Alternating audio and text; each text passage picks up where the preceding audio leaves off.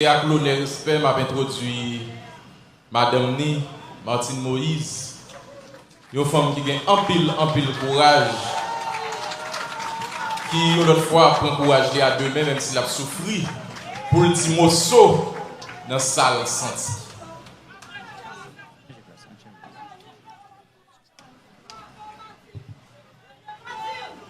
Merci, assez.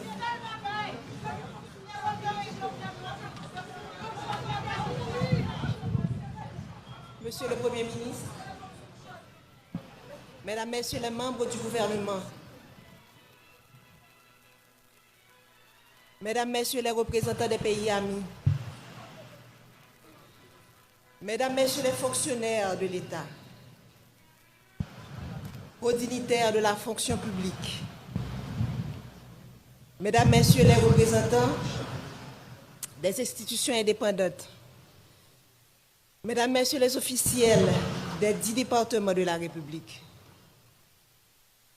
Mesdames, Messieurs les représentants des collectivités territoriales, Mesdames, Messieurs les représentants du secteur privé des affaires, Mesdames, Messieurs les représentants des organisations de la société civile,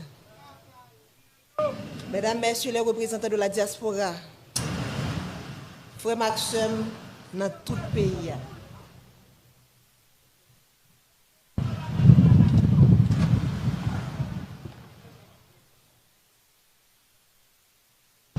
Au nom de toute la famille présidentielle, j'aimerais vous remercier du profond de mon cœur de votre présence parmi nous pour rendre un dernier hommage à mon mari Jovenel Moïse.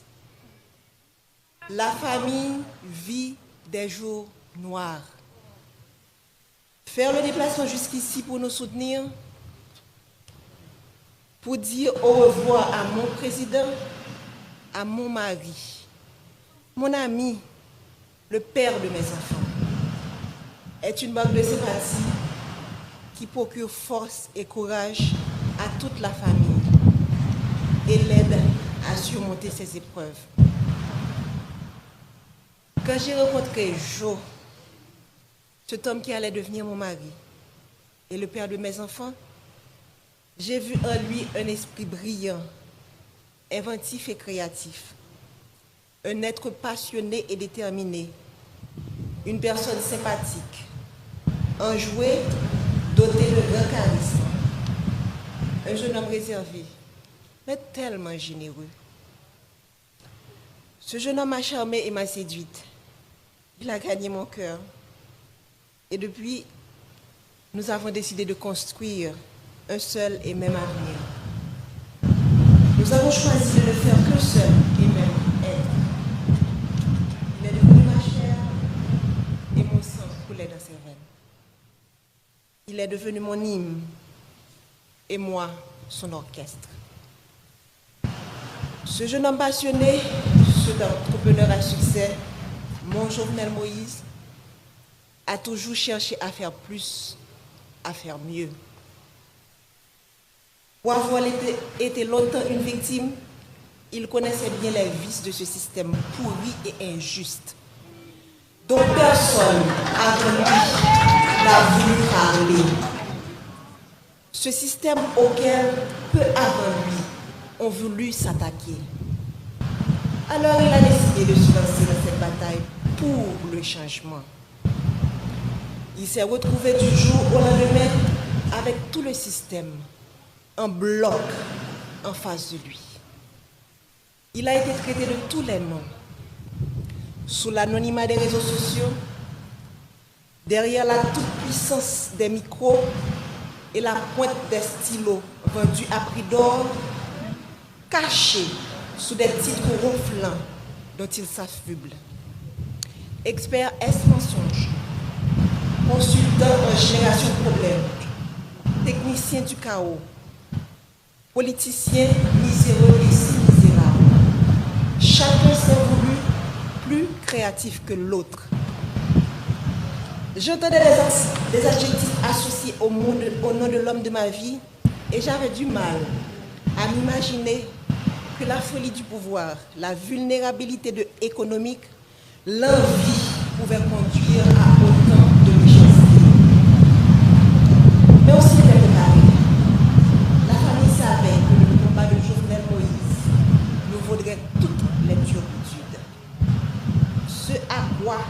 n'étions pas préparés, ce à quoi je n'étais pas préparée, c'est de me tenir debout aujourd'hui pour prononcer l'éloge funèbre de mon mari. C'est de me réveiller un matin et de ne pas avoir jour à notre rituel matinal. Comment accepter de ne plus entendre ta voix, tes rires, de ne plus te toucher, de ne plus entrelacer nos doigts au tien? Comment t'imaginer partir quelque part sans moi, sans des enfants?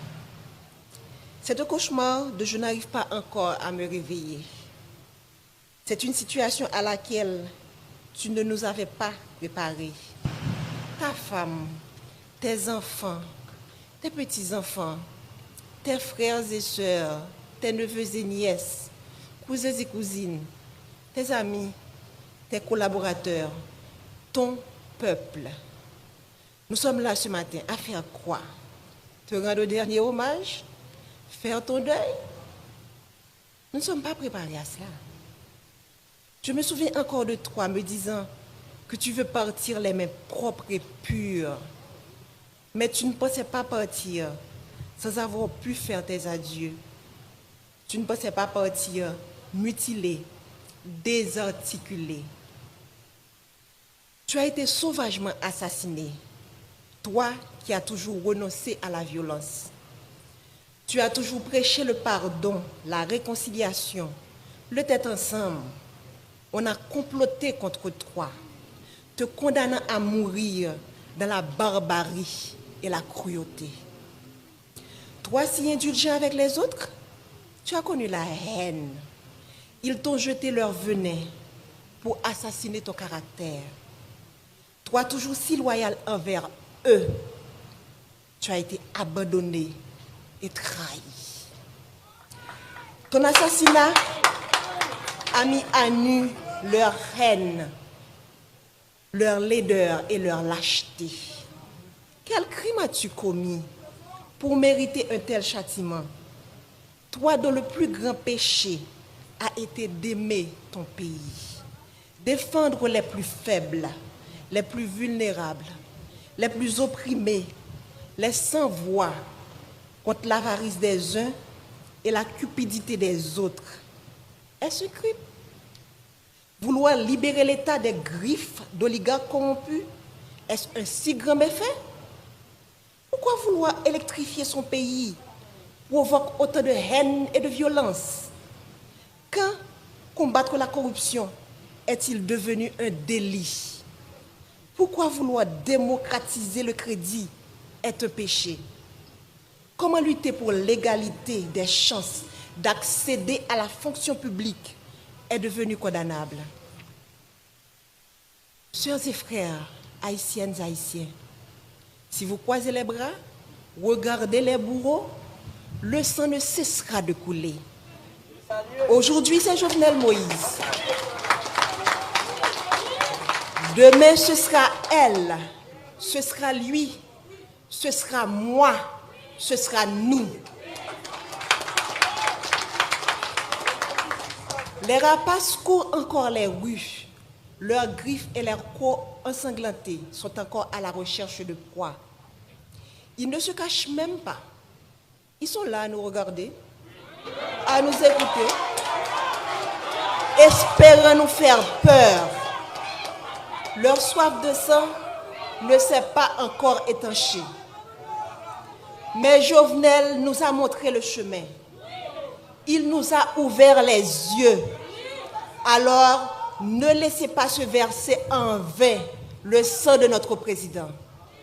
Crions justice! Crions justice! Crions justice! Nous ne voulons ni vengeance, ni violence. La violence amène la violence, répétait souvent le Jovenel Moïse, le président.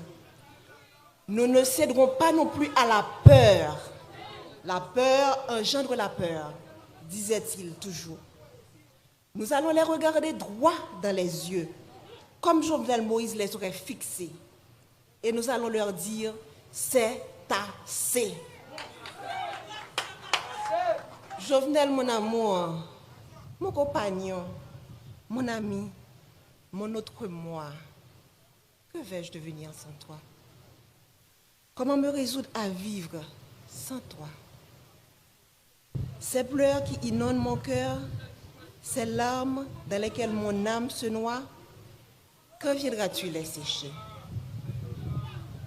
Je ne peux pas te faire mes adieux, alors je te dis au revoir, Jo. Pars avec tout l'amour que je te porte. Les valeurs que tu as inculquées à tes enfants, à moi, à la jeunesse de ton pays, continueront d'exister de génération en génération. Pars en paix, mon cœur. Pars avec le sentiment du devoir accompli. Laisse ton âme se reposer en paix. Nous nous chargerons du reste.